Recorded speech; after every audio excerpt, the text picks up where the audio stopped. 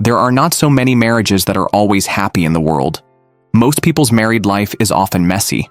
Due to gender disadvantages, women are more likely to become victims in shattered marriages. Mihona Kabamoto, Riko Kagami, and Yurika Sakaki have been close friends since college. Even now, living different lives after marriage, they often find time to gather for drinks and chats.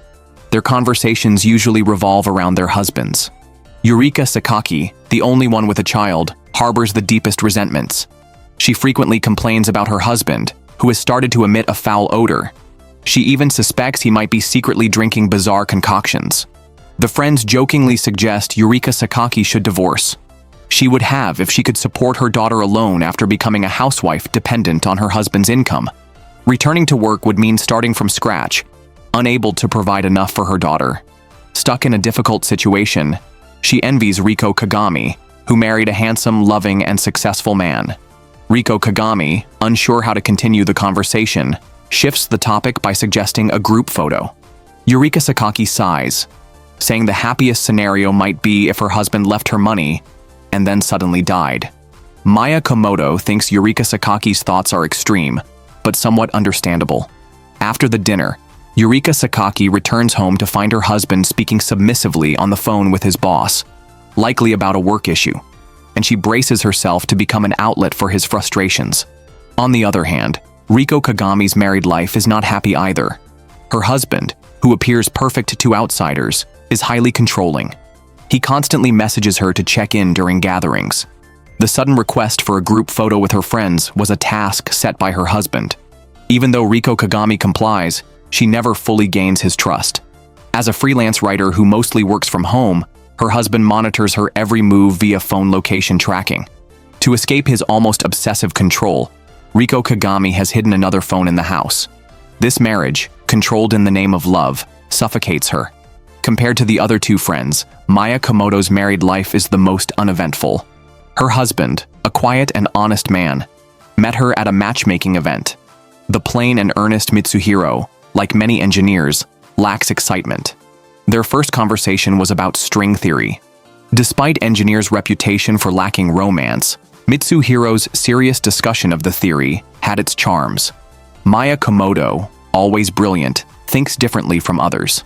She understands that marriage is essentially about partnership.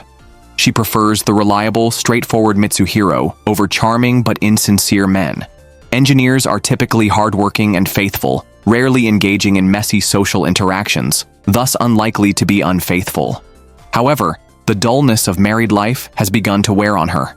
They talk less each day and feel lonely, even under the same roof. Returning home from the dinner, Mitsuhiro was gaming on his computer, unresponsive to her arrival. Mihona Kabamoto, after removing her coat and seeing the piled dishes, starts washing them skillfully. She asks if he can visit her parents with her on Sunday. Mitsuhiro, avoiding eye contact, says he has plans with friends and it's inconvenient. After living together for so many years, Mihona Kabamoto had seen through Mitsuhiro's lies. Seeing her daughter return home alone again, her mother likely guessed the state of Maya's marriage. Then, her father stepped out of the house, asking where his belt was. Her mother, reflexively smiling professionally, said she'd look for it after cooking. Meanwhile, her father casually picked up food with his fingers, dropping crumbs on the floor, and walked away as if nothing happened. Her mother quickly wiped the floor clean with a cloth.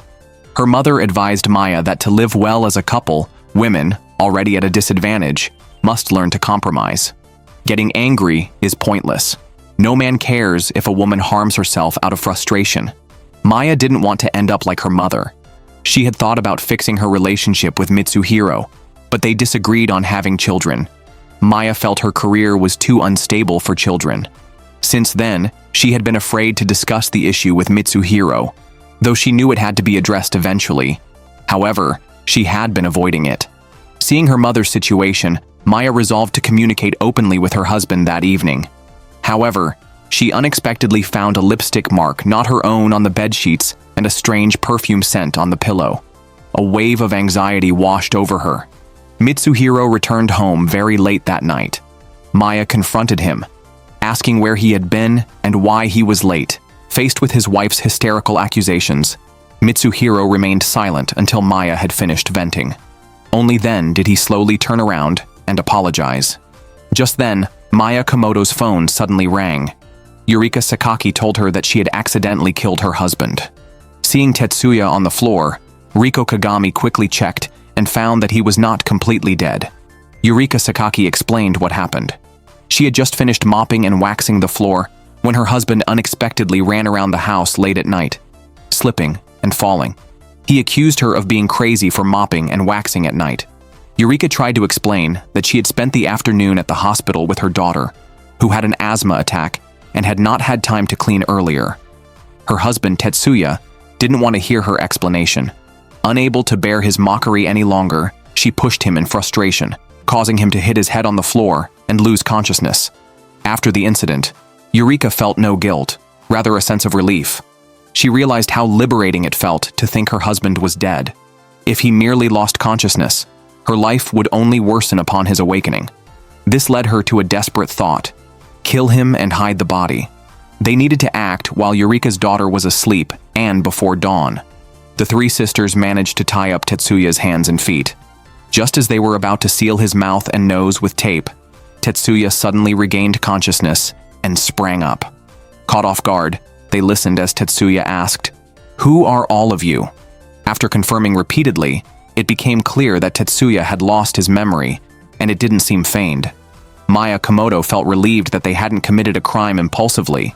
A few days later, Yurika Sakaki messaged that the hospital diagnosed Tetsuya with retrograde amnesia.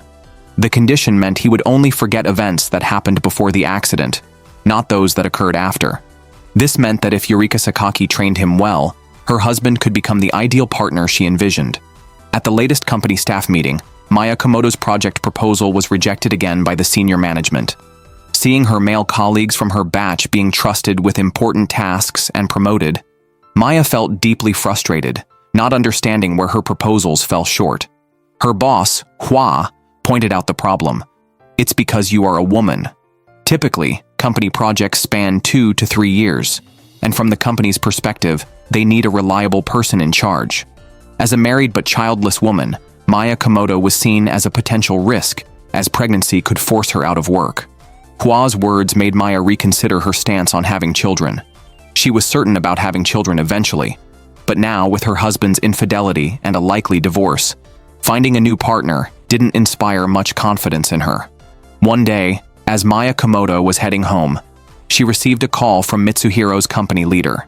He informed her that Mitsuhiro had not shown up for work that day. His phone was turned off, and he was unreachable. At that moment, Maya Komoto realized that she hadn't seen her husband for several days either. The last time she saw Mitsuhiro was that evening. Yurika still felt inferior and timid when interacting with other mothers, despite admiring Emi, a mother of her daughter's classmate, who always appeared confident and cheerful. Yurika wished to be as confident and carefree as Emi. After some unnecessary mental struggle, Yurika gathered the courage to ask Emi for advice. She was curious if Emi's husband had always been considerate, even before marriage. Emi explained that it was not the case. He had changed gradually after marriage. This conversation made Yurika more determined to train her husband. She asked Emi for specific advice.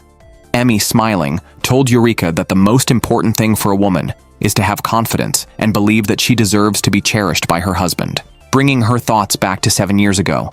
When she first started her job, Yurika Sakaki was always criticized by her boss for being inefficient. No matter what she did, it wasn't good enough. Her boss often yelled at her in front of other employees, which gradually led Yurika to doubt and negate herself. She felt utterly unsuited for work. Dreading each day at the office, Tetsuya told her he could support her financially. In that moment, Yurika considered marriage as an escape from her career lows and quickly accepted Tetsuya's proposal without much thought. The decision made in her 20s hit her hard after having a child. The constant verbal abuse made Yurika forget why she married Tetsuya in the first place. She only knew she couldn't leave him now, as her daughter needed a complete family.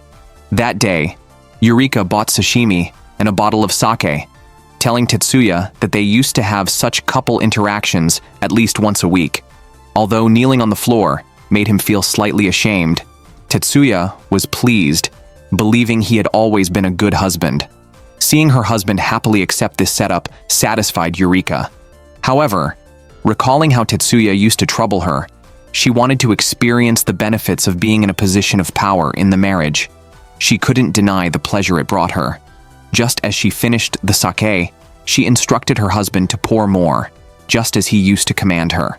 Maya Komoto's husband has been missing for 3 days, but she feels neither anxious nor nervous. Instead, she finds herself unusually calm. Although there was little interaction with Mitsuhiro when he was home, the piled dishes in the sink, random toilet paper rolls, and dirty socks scattered everywhere constantly reminded her that she had another person to care for. Now that her husband is missing, these annoying domestic chores have also disappeared, giving Maya a sense of long-lost freedom and relaxation. Maya Komoto cannot forgive her husband's infidelity. She has no interest in learning who the other party is, believing that a man who is unfaithful in marriage is no better than trash and should be disposed of to prevent further contamination.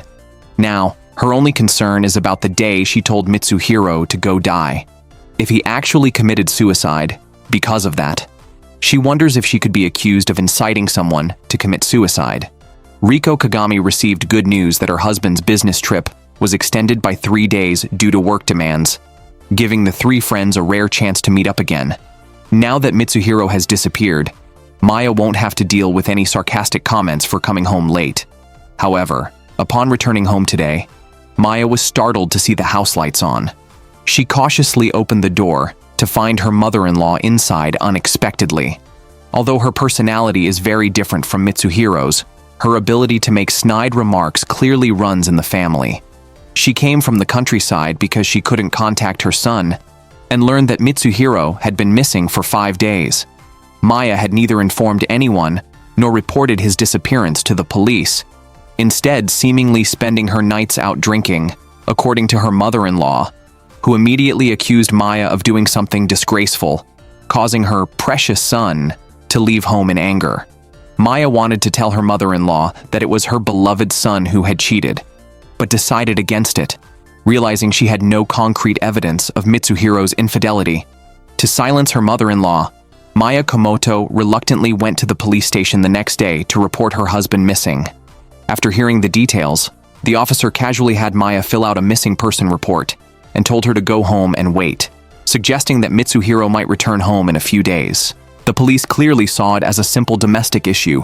Yurika Sakaki reminded Maya that if she wanted to divorce, it would be quicker to find Mitsuhiro and confront him directly. Otherwise, she would have to wait over 3 years to divorce a missing person. Yurika advised Maya to gather evidence of Mitsuhiro's infidelity beforehand if she was determined to divorce, to ensure she could prove fault on his part. However, Maya had no suspects for the infidelity and had impulsively thrown away the bedsheet that could have served as evidence. She asked Yurika if she should hire a private detective. Yurika suggested that Maya first discuss strategies with Riko Kagami, who was the most decisive among the 3 friends. Upon returning home, Maya decided to look for clues on Mitsuhiro's computer. Just as she turned on the screen, her phone received an email. A photo of Mitsuhiro with Riko Kagami appeared, plunging Maya into confusion. Realizing that speculating wildly wouldn't solve anything, Maya decided to confront Riko directly. However, just as she arrived at Riko's doorstep, she heard arguing from inside. Riko's husband had returned home a day early from his business trip, and, while Riko was in the shower, accidentally found a hidden mobile phone belonging to Riko. On this phone, he discovered many text messages,